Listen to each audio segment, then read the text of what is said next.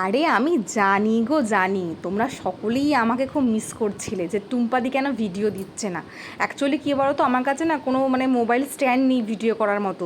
আমি অর্ডার দিয়ে দিয়েছি অ্যামাজন থেকে। আমি ক্লায়েন্টকেই বলি একটু ভিডিওগুলো করে দাও, তো ওই টুকটাক ক্লিপ নিয়ে যেটুকু ভিডিও করি তোমাদের সাথে শেয়ার করি। তো এই কাজটা তো তোমাদের সাথে পরশু শেয়ার করেছিলাম, একটা পোস্ট করেছিলাম এই কাজটার। তো তোমাদের সাথে টিউটোরিয়ালটা হালকা হালকা যেটুকু পেরেছি কিন্তু টিউটোরিয়ালটা শেয়ার করছি।